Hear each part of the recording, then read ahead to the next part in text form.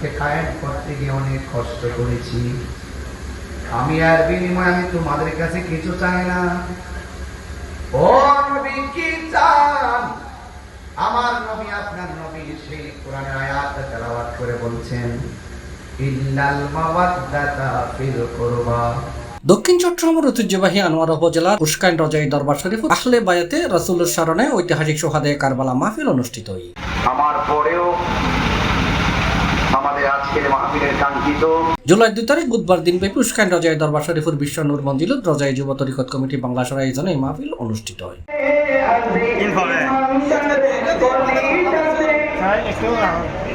মাহফিলত পীরে তরিকত ও রজাই যুব তরিকত কমিটির চেয়ারম্যান আলহাজ মোহাম্মদ খুরশেদুল্লাহ রজাই, প্রকাশ রজাই হুজুরের সভাপতিত্বে এবং শাহজাদা মোহাম্মদ ইমামউদ্দিন রজাই সঞ্চালনায় ঐতিহাসিক কারবালা শোকাবাহ ইতিহাস এবং আহলে বায়াতের আত্মত্যাগের মহান শিক্ষা তুলে ধরে আলোচনা করছি আঞ্জুমানে রজবিয়া নূরিয়া ট্রাস্ট বাংলাদেশের চেয়ারম্যান আল্লামা আবুল কাশেম নুরি।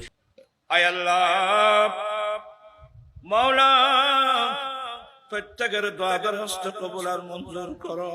দাওয়াতে ইমানি বাংলাদেশ ব্রাহ্মণবাড়িয়ার চেয়ারম্যান মুফতি গিয়াসউদ্দিন আত-তাহেরি।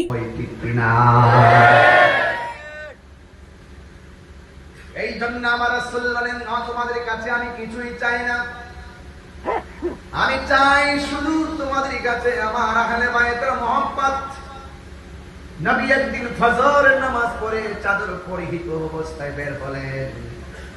একজন সাহাবীকে আহলে বায়াতের অন্যতম সদস্য জামির জুরি রজবিয়া আজিজিয়া সুন্নিয়া ফাজিল মাদ্রাসার সাবেক অধ্যক্ষ আল্লামা মুফতি আহমদ হোসেন আল কাদেরি। আর আমি নবীর নুরানি জবানের নুরানি সময়ে যত কষ্ট করেছি, এই কষ্ট যদি আরেক পাল্লা দিয়ে দাড়ি পাল্লা টান মারে, সমস্ত নবীদের কষ্ট চেয়ে আমি নবীর কষ্টের পাল্লা ভারী হবে।